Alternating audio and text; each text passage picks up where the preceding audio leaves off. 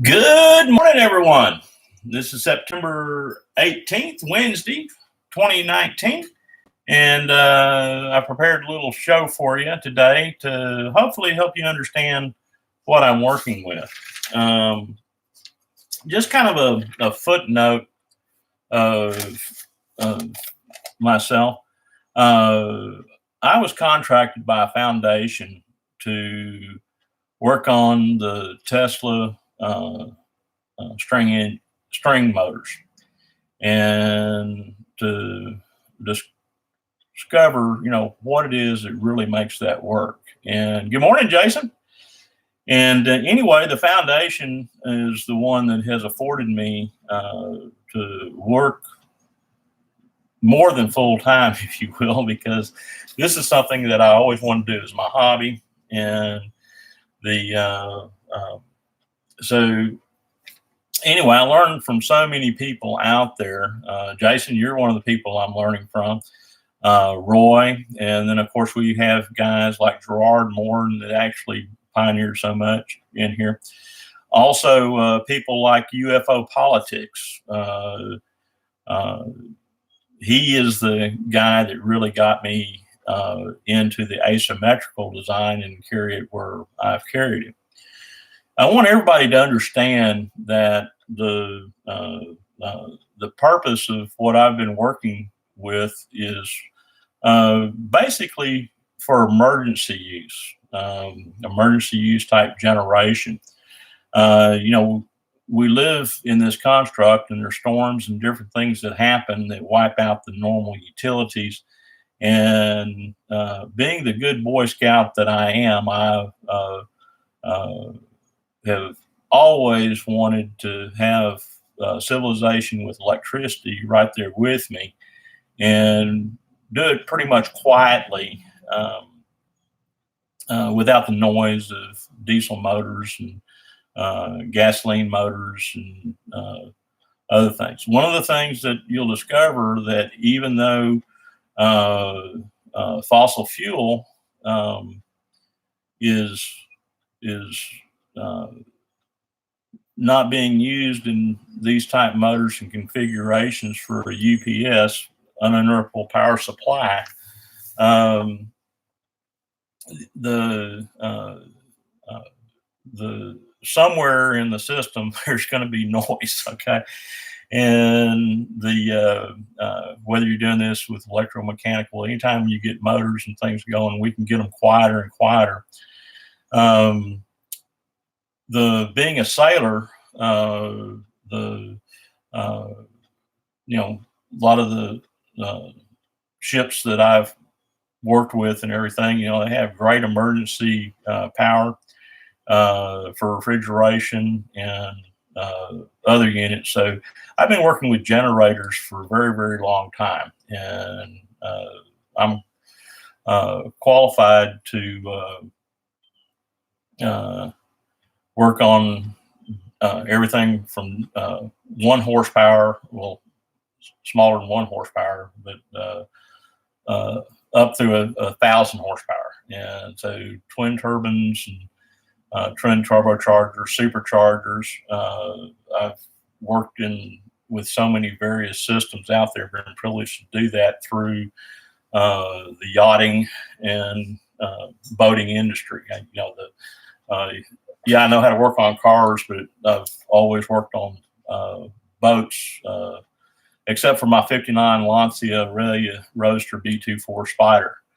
The technology that's in that car is just astounding. And so I've had the privilege of working with a lot of different technologies. My Renew You channel is basically because we are renewing old things.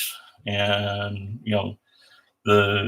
I've always liked restoring and restoration of everything from restoring houses, restoring cars, restoring boats, restoring aircraft. As many of you know, I'm a flight instructor and have built my own aircraft, designed my own aircraft, worked in many various fields in doing that. And getting people to understand that you don't get something for nothing. And backing up to the foundation, I'm really kind of an unusual person. There's things that I like in life, and they've always cost money, but I've always found a way to get in there, even if I was on a tight budget. And I always taught my family and kids that if you really want something, start working at it, be honest, and just get out there and just start doing it. And it's kind of like, if you build it, they will come. It's really true. So anyway, this isn't about me, but the foundation is the one that'll actually be licensing the stuff that I've put together. And that's the reason I can't show you the complete demonstration of those things, because the foundation is the one that paid for it. They deserve it. And the licensing on that. So as we know, that the money people in the world, and hopefully this paradigm will change, but we still have to deal within the construct of this.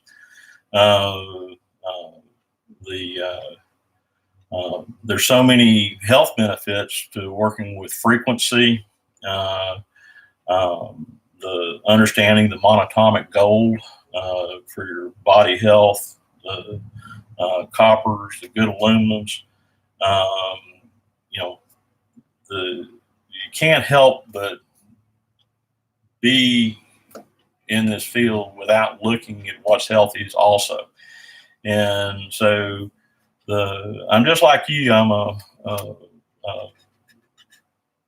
garage technician, but my presentation today is getting more and more a grasp on parametric, and I'm going to put a slash in there and call it sympathetic resonance, and what you're working on, and to give you a basis of, or give you the basics of working with the parametric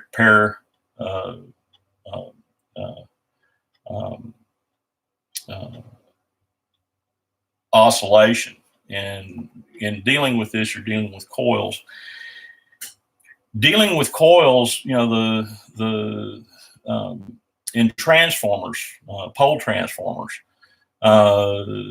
there's, at the very end of it, there's a lead that's not grounded to anything. In other words, in the oil bath that's in there, it's just a lead that's right there on the end of it. The John Bedini schoolgirl motor taught me that, hey, there's a lot of energy that's built up just in that area of a coil. And how long that is about a third. I've never taken apart a pole transformer. Most of the information when it comes to pole transformers came from how it's made, how a pole transformer is made. But understanding that even a pole transformer, even though there's just one winding around there, and then they use aluminum to for the secondary. But understanding how one winding in a system is kind of sort of a bipolar coil. And we'll be getting to that in resistance and those things. One of the things that I discovered about round coils, round coils have an unusual characteristic in that they seem to produce their most energy at around 120 Hertz. Don't ask me why.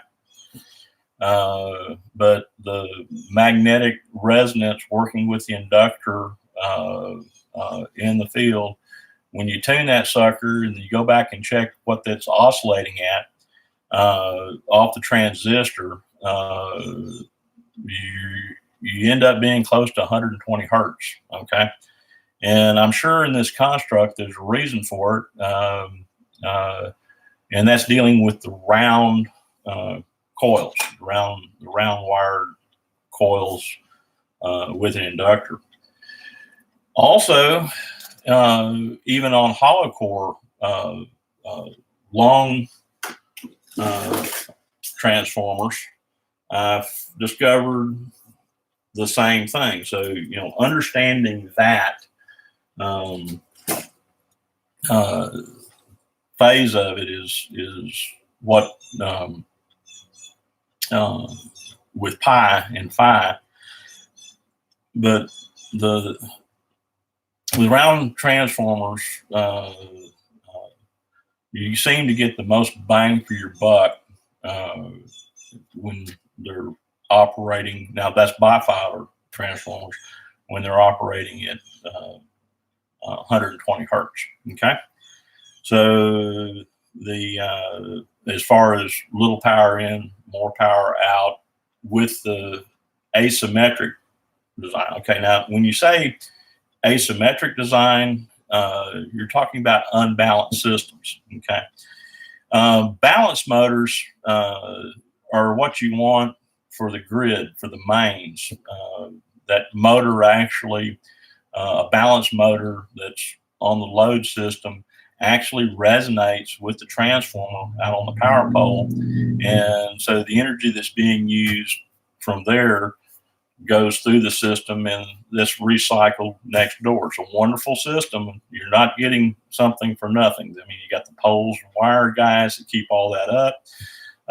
You know, basically, most houses have anywhere from, in the United States, you know, 10 kVA to 25 kVA. You know, 100 amp service, 200 amp service, and it's done very dependably in our, you know, avoiding storms, and you may have temporary outages and everything, but the system is been a good one all my life. Okay, so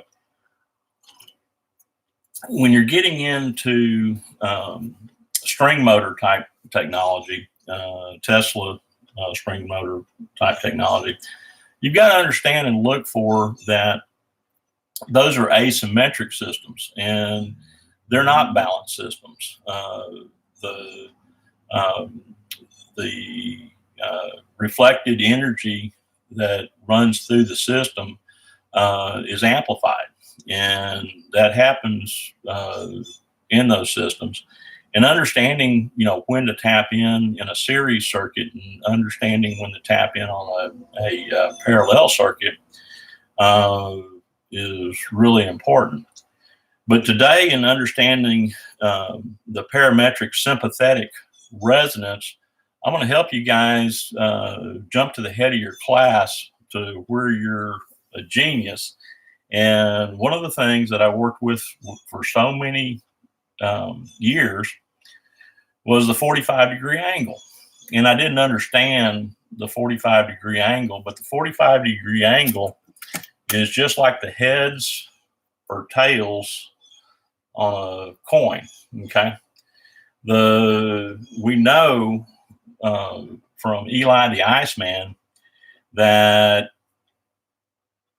with a coil, that voltage leads current. In other words, through the inductor, voltage leads current. Okay, and then we can tap that in series to a capacitor, and then the capacitor, the current leads the voltage. Okay, and then when you run that through a resistor, those two become in phase at 90 degrees. Okay, but getting back to the 3, 6, 9 predicate is a 45-degree angle. Okay, and as a pilot, we used to use VORs. Okay, and we had a needle that gave us a to the station and from the station, and these were magnetic headings, okay? And so by turning the dial, you could pick up whatever station you were turned into, and you had a map drawing of what stations you were listening to, and you had a Morse code identifier to identify, yes, I'm listening to that station. That's the station I see here on the map. That's where I'm going. And so let's say that you needed to intercept the 180 radial, and the radial is the radiation. You've got 180 and 360, or 36, we call it 18 to pick up. Well, let's say that I'm on the 270 radial. Okay. Well, to intercept the 180 radial, the most efficient way to do that was on a 45-degree angle. Okay. And so we didn't have to do any calculations in our head. We could look at the, we could see that we're on the 270 radial, and we need to go to the station. So we, to the station's 270, okay, and we want to pick up the 180 to the station. And so we look up in the corner, and there on the corner, 45 degrees, and that'd give us our heading to turn to intercept the 180 on the radio. So pilots weren't really that smart. The gauges were, and the only time that it ever became confusing to me is I was in Alaska doing some flying, and made up my flight plan and everything, and took off and thought I had everything going. Well, I flew an hour in the wrong direction off of the VOR. And it was just, brain dead that morning.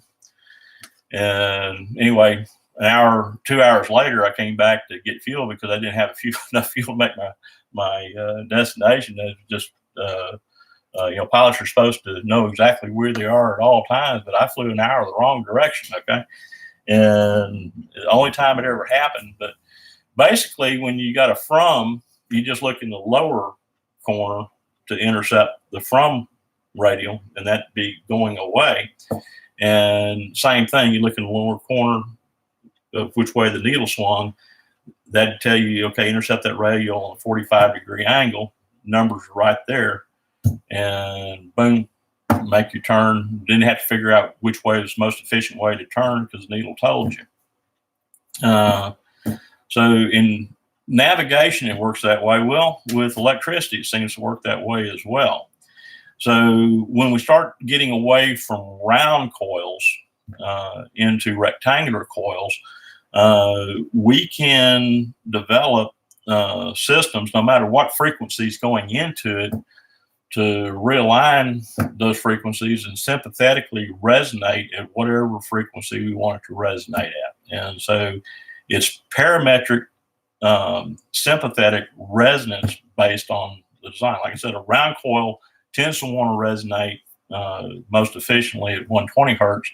And we know when we slow that down to 60 hertz, that's when we get the biggest impulse. 50 hertz is even more.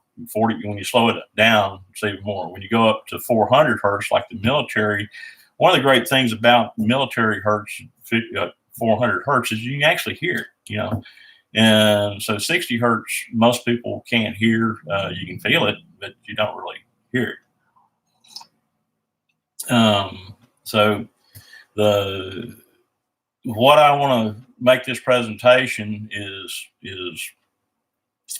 pretty simply based off the protractor. And being the engineer that I am, and I was blessed to be brought up with the slide rule, okay?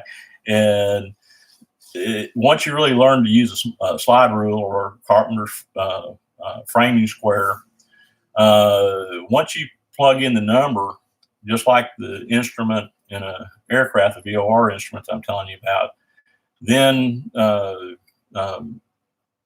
once you plug that number in, the rest of it comes easily. Well, the same way with the protractor. I keep going back to the protractor, but what it boils down to is units. So any way you slice it, it's units. But understanding the 360 navigational system and understanding that, yes, below is information that's important, but that 180 degrees on top is the what we understand, and we basically live in this sphere whether we can see it or not. Okay, and we have the ability to pump, if you will, just like a water well, the energies from below. And so once you start unlocking these secrets, it's pretty amazing. When I started designing parametric motors and understanding how the windings go, I worked with north-south, north-south, north-south, because, you know, that's the way it was always done before. And, you know, I learned those timings. And if you'll notice, my little model wheel happened to fit. So again, how does that work? Okay. And so once I figured those things out, it made my calculations a whole lot easier. I got myself a benchmark and figured that out. And the same way with the asymmetrical windings that's on the unit. So then it only became, with what I was dealing with, was the brush setup. And so with the brushes, I could advance the timing, retard the timing, I could neutralize the timing, I could do everything I wanted to do.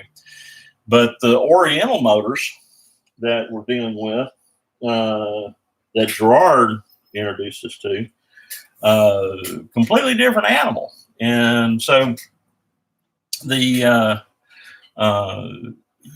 we're just getting into all the capabilities that the Oriental motors can do. And so the understanding the programming, understanding the sensor and sensorless motors, understanding the torque that those suckers can produce, gave us a whole new form to build different kinds of generator systems, and understanding the difference between a generator that's designed to be a generator and understand a motor that's designed to be a motor, and making it fit into the asymmetrical side of the Oriental motor of what it's capable of doing, and fitting it into the normal side. So when you're talking about emergency generation, emergency energy that can run for a long time, it's no free lunch. Okay, I don't care how creative you are. It's going to cost dollars. I mean, it's just kind of like the trading dollars to go from mains power to solar energy. Okay, and you have the capability of having a solar generator system for emergency backup. And you know, in my part of the country, we can actually sell electricity back to the company through the pole wire guys. You know, they can do it, but even the equipment to set all that up, you're just trading dollars one side for the other. So I want to make that perfectly clear that I don't think that we're going to be changing the paradigm anytime soon, but those of us that are delving ahead to see what's possible and really move to a different thing to where we really see it instead of being indoctrinated. Okay. And my formal education, I'm going to tell you, indoctrinated me. Okay. But it indoctrinated me so I could use the things that I had at hand and use them and not stray off in other directions and waste time. Okay. And so now that I'm older, I'm getting to take that indoctrination, throw that out the window, and discover the real I'm not even going to call it truth, understanding how things can really work. And so it's up to us to build our own futures and what we're doing and how we go about doing that in that. So going through my show notes, does a single winding become a bifilar? And I'm going to say yes, with my experience and what I've learned from the John Bedini motor, that a single winding can become a bifilar. Also understanding that a percentage in pole transformers is a potential that's built in, and I don't understand everything about that yet.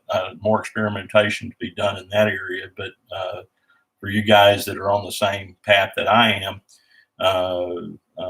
we want to understand how much there to leave and why. Because of my familiarity with 360 degrees, some people say, 200 windings, okay?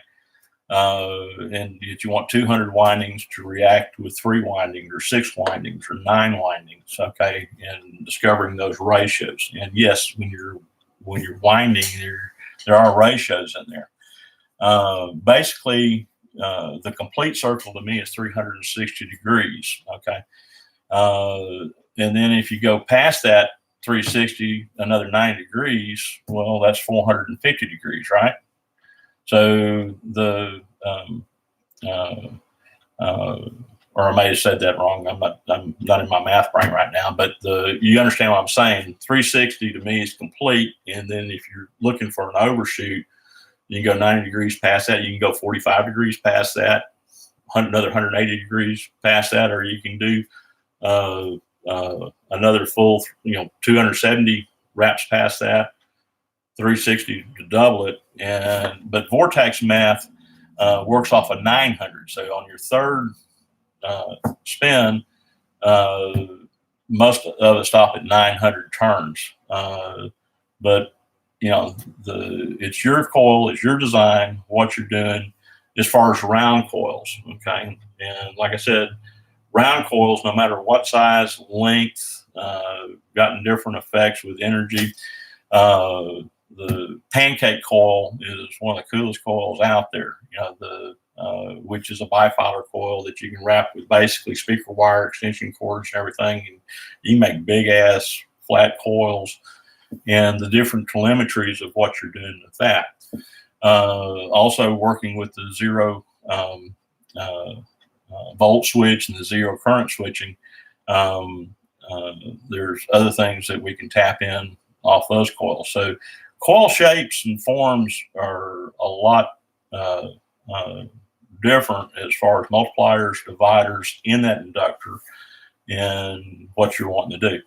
We know with permanent magnets and the ferrous materials that the faster you switch it, the less magnetic influence it has. And so that in itself is like a control circuit to how hard or how slow in that magnetic field you want something to oscillate. So we can control off that side of it. So then it becomes to the capacitance side. And so getting back to the what capacitance really is and piles and everything. When I first started studying the John Bedini stuff, one of the things was on the ground side of it is to get you a set of batteries and wire them up series, parallel, that were all dead. In other words, batteries that just didn't have any voltage up, wire them up any which way and bring that up. And it didn't make much sense to me until I understood later on about the piles. And if you go to coal generation plants, they'll stack huge mounds of coal there. And if you have the privilege of looking around like I have, you'll notice that they put layers in between those. So they have right there at the generation spot, huge piles of capacitance, if you will, right there on site. And a farad,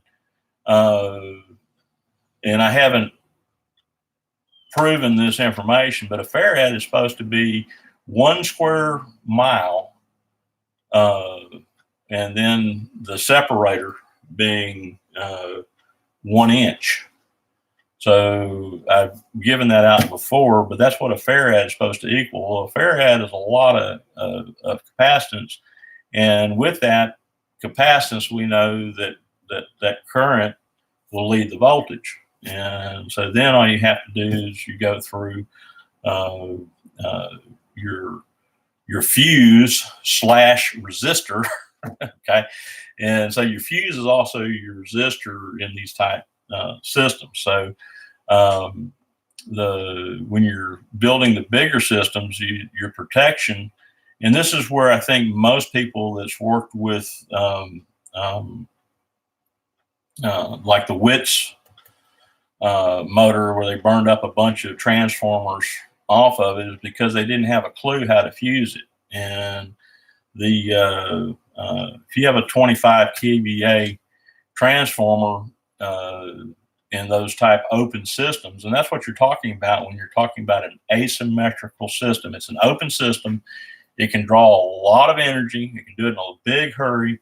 And anybody that's worked with transistors, the transistor, that I use is, handle 15 amps, handle 1,000 volts, okay, and the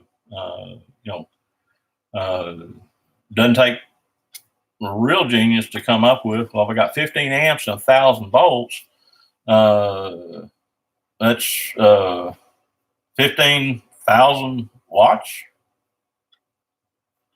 Okay. So just a little transistor, you have to understand, if you burn one of those suckers up coming back through the base, that's not 1,500. No, excuse me, 1,500 watts, a hairdryer. Okay. But you have 1,500 watts that's available per unit. Okay.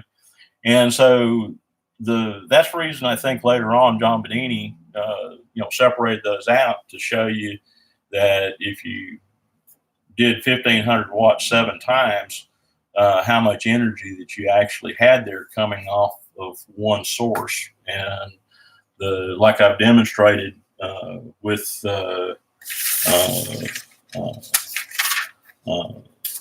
there's a winner and a loser in the system, and the losers in the series circuit, all the other batteries in that series circuit will charge except for the one that's on the front end. And of course, now that I'm looking for that reference, I can't find it, but you can go back to my other video and see the drawing that I got up there. Now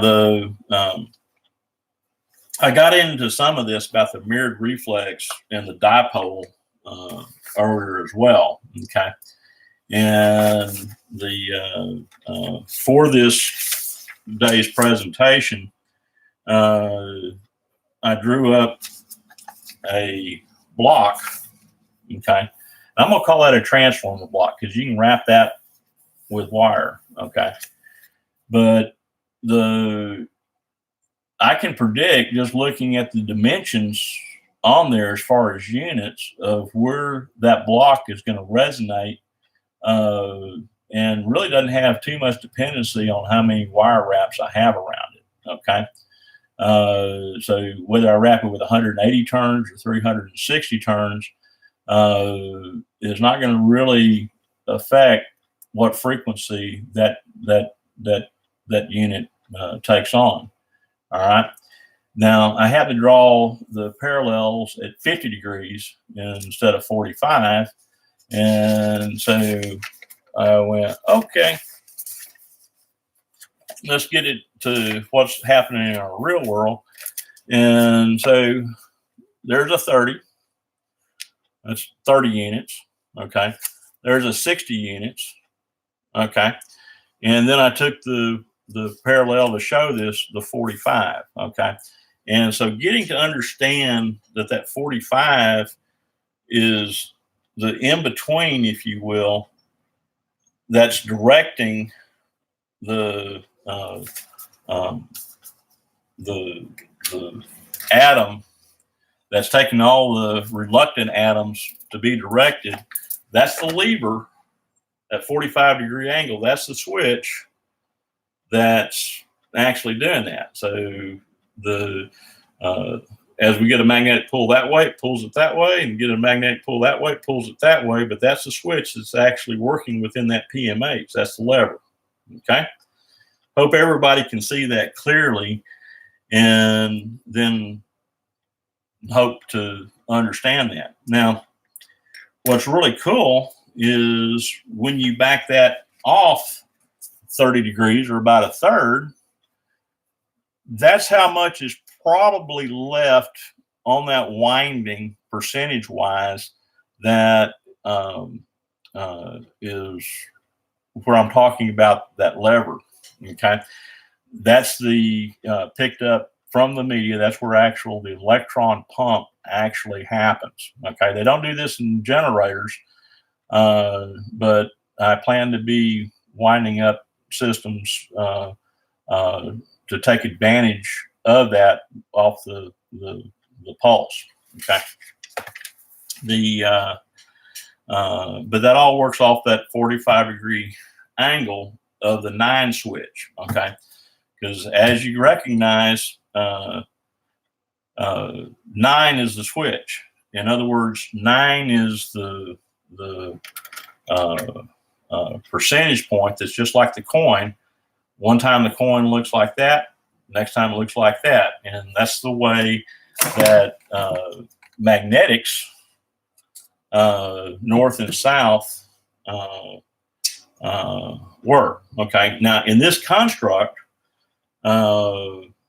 iron is what recognizes the magnetic pulse, and there's going to be a bias. So we live in a biased construct where everything seems to point to what we call north, the North Star, Polaris. Everything rotates around Polaris from our point of view clockwise, but if we were looking back from Polaris, that would be counterclockwise, right? Or would it still be clockwise? I want y'all to think about that for a minute. Okay, and then if you're looking at that from a mirror, which way? And that's the mirrored reflection reflex. That gets kind of confusing, you know, which way is north, which way is south, inside out, backwards, north, south, east, west, you know, all the other components in there. That's the reason that in my construct, I've marked the south magnet, and I can take a pole, and the north, I know that magnet hadn't been corrupted because I don't change that little piece of paper on there. So everything in my construct has not flipped poles, but I believe it can. But that's the reason I use magnets as a compass. Once I discover which way is north in my construct, then I can deal with that.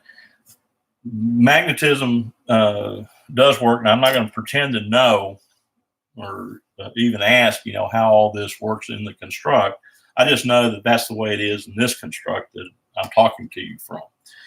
So don't get too hung up on that. Then when we go to bipolar switching, we're using a switch that one time it's north, one time it's south. And other than rotation of the way the whole energy system, motor system is set up, I've read where Tesla told us that this whole thing is a huge motor and that it spins, and we can go to the magnetosphere and spin it up and make this motor do more things. You know, I can't tell you. I don't know. Okay. But my job is to today is to get people to understand the parametric and sympathetic resonance. And my job today is to impart the knowledge of the difference between Y and delta. Okay. On the transmission side, is it better to use Y or is it better to use delta? Okay. On the receiving side, on a balance system, you want to use Y or delta. Okay. On the transmission side, as far as my work with motors, I have an in and an out on each phase, in and out on each phase. Okay. So there's no confusion there. On the transmission side, I want in and out. Okay. Then going to the other phase of using it on the grid, it works very effectively to take all the commons, wrap them up. Okay. And so you have 3 ends on a 3-phase setup, and those are tapped off. So no confusion there for all the guys that don't get into one or the other. If you're using emergency type stuff, I use in and out. Okay, I don't tap up to a comp. Okay, the way to see that is IC up, and so that's your RLC. You know, from Eli the Iceman, is understanding that voltage is on this vector, current is on this vector. When I run it through a resistor, I got this vector, but now you can see where the 45 comes in for sympathetic resonance. So I hope that clears up a whole lot of things with that, understanding where to use parallel circuits and where to use series circuits. That is electrical engineering school 101, but really understanding that and designing your system and how you want to do that and experimentation with that. Like I said, the potential transformer design is the understanding that you have a winding in there that doesn't go anywhere. It's all the same winding, okay? But wherever you tap that on is the beginning of your next set. So if you're wanting to tap 45 degrees in there, you could have 45 turns on that symmetric and then go ahead and go 180 turns this way if you wanted to. And so in that design, how many wraps of what that's going to resonate is just a ratio, if you will. The volts per wind, we always kind of use a rule of thumb as 1 volt per wind. So if I had 1,000 volts, that'd be 1,000 turns. Okay. And then if I had 12 volts, that'd be 12 turns. So if I had 1,000 to 12, then you can do ratios and work that on down for your winding size and coils and what you wanted. And then understanding how the center tap works in a transformer. What they do is they wrap that transformer basically off a block of wood. Now, one of the things that's very interesting, if you watch, they tell you that they're using paper and glue and polymers to use that. Well, that's building a capacitor. So they actually build a capacitor inside a pole transformer, okay? And so then they have their start lead. That start lead doesn't go anywhere, and they wrap it so many turns, and I don't have all that part figured out, but I just know it's a percentage of what they're wanting to do, and they're working with dimensions that go into what I was describing as sympathetic resonance, okay? And so you can do the same thing on the scale. Now, the difference in transformer electrical metal is that it has silicons in it that are lined just like a crystal, okay? And so in a transformer, it's designed that way. Motors use basically soft iron that's non-biased. So you have biased metal that they use in a transformer, and then in motors you use unbiased material.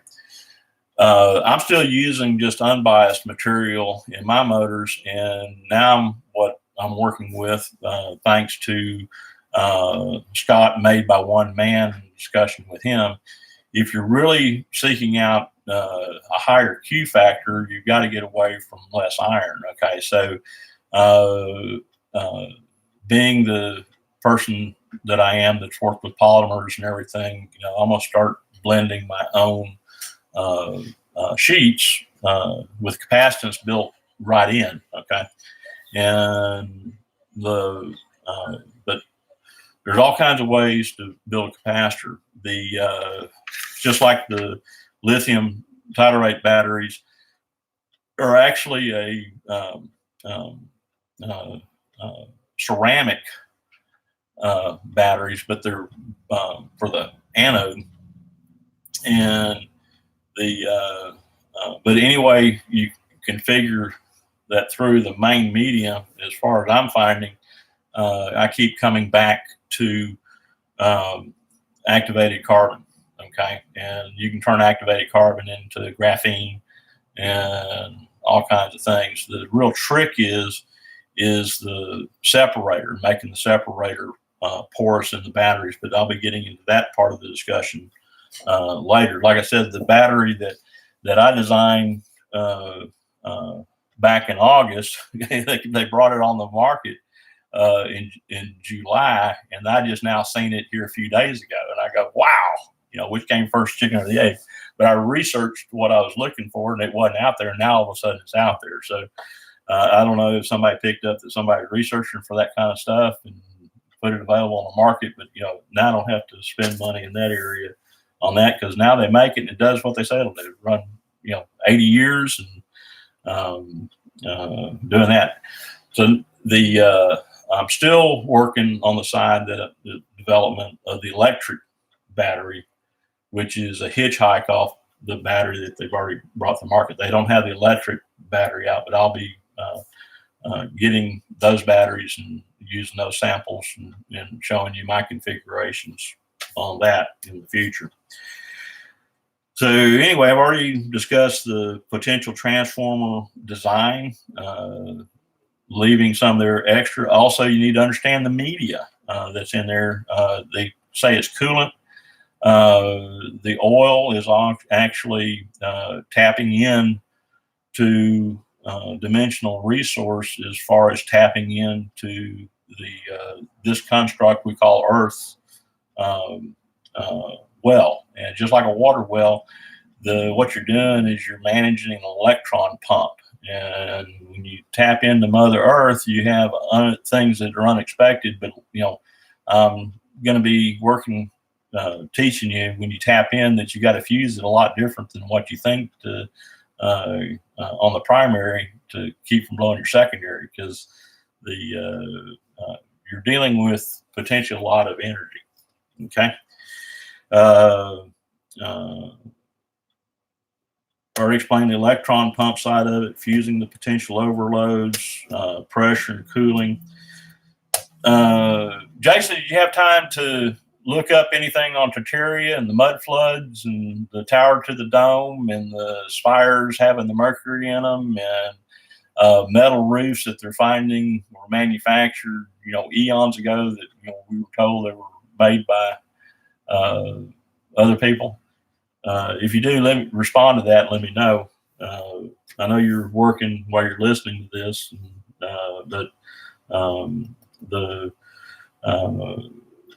we've had a lot of knowledge that was gleaned by people, and I'm not going to say it's all bad. Pretty good training ground, if you ask me. But like I said, I don't want to change the paradigm, but we're getting into these things that are hidden and understanding how to use them. And use them for the emergency motor generators, uninterruptible power supplies, and then other spin-offs that is coming through.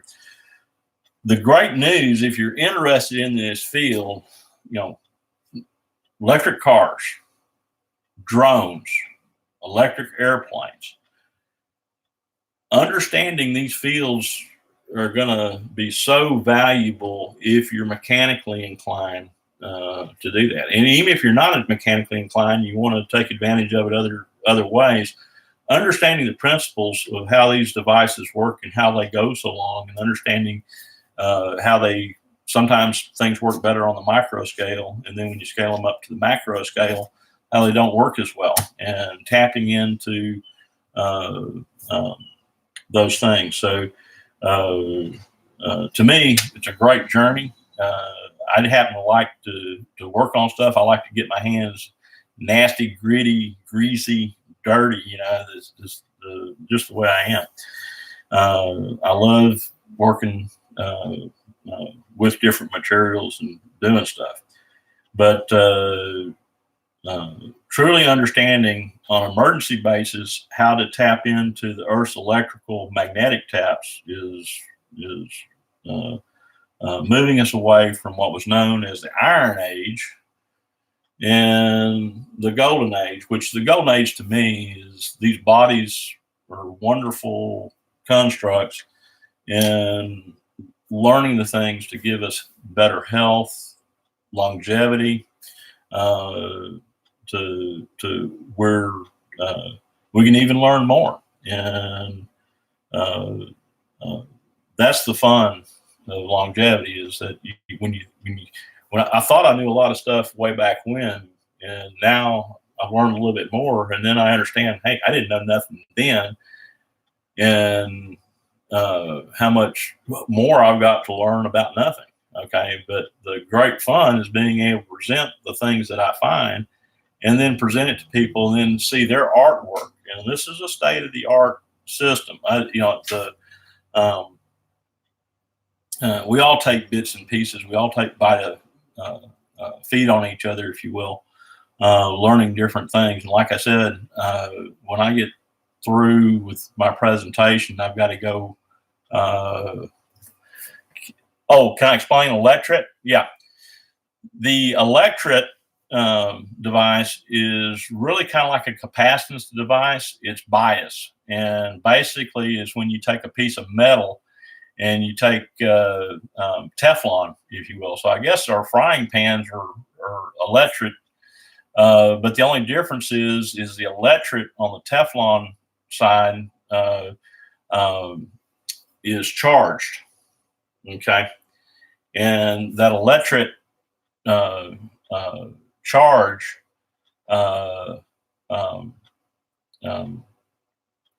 is what makes it biased. Okay. At the very end of how it's made, the power pole sequence of how it's made, they take the transformer and they hit it with 145,000 volts. Okay. And I do know that they do batteries the same way with current. In other words, when they build a battery before they even put acid in it, they make that battery bias so that the battery knows which way to charge on the anode and cathode. One of the cool things that I learned through the boat business is that on a completely dead battery, you can charge it up backwards. Okay. In other words, it will take a charge and be backwards. It won't be as good a battery as what it was if you charge it up the way that the electric in the battery was lined up to be. But with the Bedini technology, the schoolgirl motor taught me that I could take a bad battery and I could actually take the other batteries in series and charge it up backwards.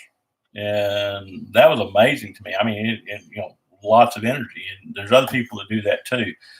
So the Electorate is the way that you positively charge the anode. And basically with pole transformers, that formation happens when they hit it with 145,000 volts. They say, we're testing it for lightning.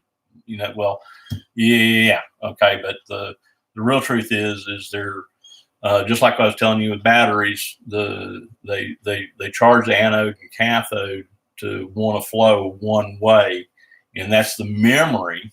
The deals right into hysteresis.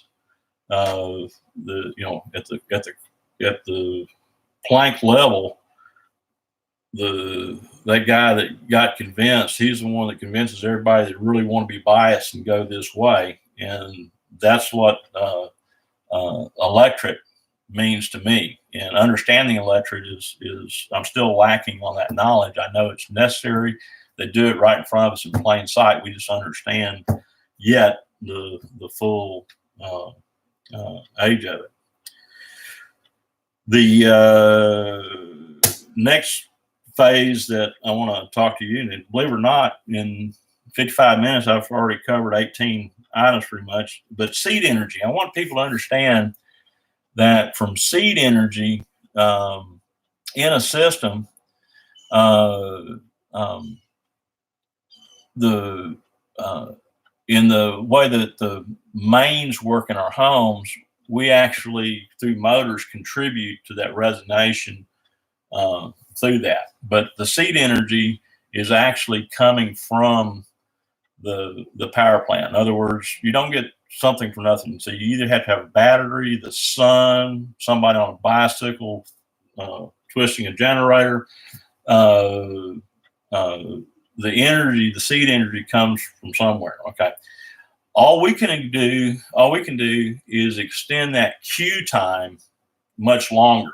And so with the understanding that with the parametric oscillation, and not using bipolar magnetic setups, but using monopolar magnetic setups, we can extend that Q just like the schoolgirl motor showed us. It'll work. It will eventually run down. It's not perpetual motion, but we can get that Q way up, okay, without mains power for emergency use. And it's understanding how the system works. You know, like I said, understanding which battery is the loser, how we can regain that in there. But if you run that system long enough, the whole system's going to run down. Okay, it just, in my experience, that's just the way it works. So it boils down to nothing is and something is. Okay, so your point of view is, yeah, you can get the Q way up, but as far as perpetual motion, the device I'm talking about and speaking about is for emergency generation. It's not something to really be put on the grid. I know with other technologies, they are putting on the grid with the Tesla walls and other configurations that are coming up, which are really just battery systems.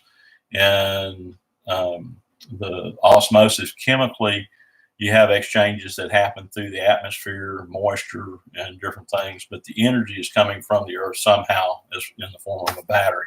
Earth batteries were probably the number one thing in that. So this concludes my presentation for part 5 in understanding and imparting my take of parametric oscillation, which is asymmetrical design, and I hope you guys have enjoyed it.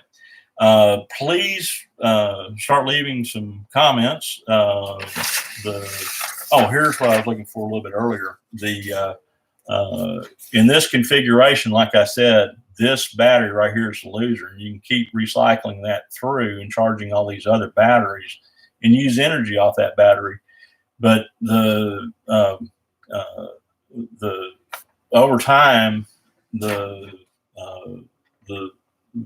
system will run down. But understand, if you're using just a 1,000 volt, 15 amp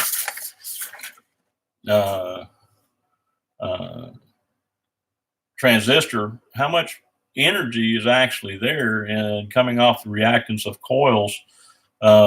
Pretty cool system. John Bedini did a pretty good job by laying that out and showing the differences off of one trigger, making a pretty stout system. And then with other configurations in there that you could do. So the schoolgirl motor, my hat's off to that. That's what really led me to believe, to understand what I understand about stuff I worked on for a very long time. The reason I'm sharing this is because others shared with me, and I'm giving back to the community. I didn't know, so I stayed quiet, and now I'm praising the guys that really had big influence on me. You guys have a blessed day, and like I always say, hope you're having fun, because we are.